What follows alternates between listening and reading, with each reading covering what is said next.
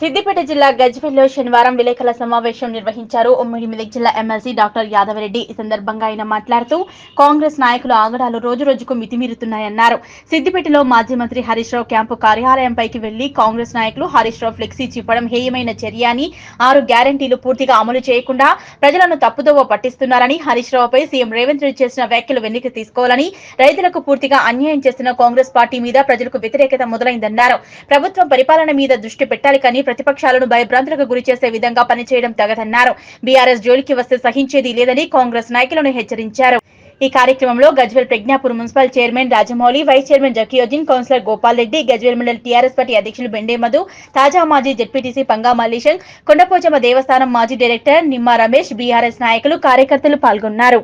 BRS party వాటి గురించి నిలదీస్తే వారి మీద కక్ష సాధింపు చర్యలు చేపట్టే సందర్భాన్ని పురస్కరించుకొని వాళ్ళు ఎలక్షన్ కంటే ముందు మేనిఫెస్టోలో కానీ స్పీచ్లలో కానీ చెప్పిన మాటలేంటి, ఇప్పుడు చేస్తున్నది ఏంటి, దాన్ని మీ ద్వారా ప్రజల దృష్టికి తీసుకురావాలనే ముఖ్య ఉద్దేశంతో ఈ విలేకరుల సమావేశం ఏర్పాటు చేయడం జరిగింది. మరి ముఖ్యంగా ఈరోజు నిన్న సిద్దిపేట పట్టణంలో ఒక హరీష్ రావు లాంటి ఉద్యమ నాయకుడిని, సీనియర్ నాయకుడిని, మాజీ మంత్రివర్యులను ఆఫీస్ మీద దుర్మార్గంగా కొంతమంది తాగి కాంగ్రెస్ గుండాలు దాడి చేయడం చాలా తీవ్రంగా మా గజ్వేల్ నియోజకవర్గ నాయకులను, కార్యకర్తలను, ప్రజలను కూడా తీవ్రంగా ఖండిస్తుంది. చాలా అది ఏమైన చర్య.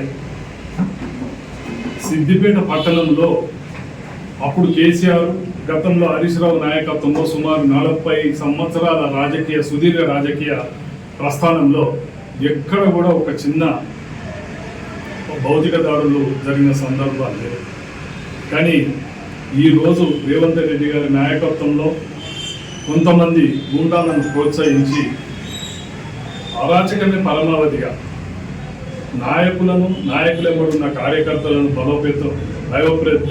భయాందోళనకు గురి చేసి లబ్ధి పొందాలని చూస్తున్నారు. మరీ ముఖ్యంగా ఈరోజు సిద్దిపేటలో జరిగిన పరిణామం ముఖ్య కారణం మనందరికీ తెలిసిందే.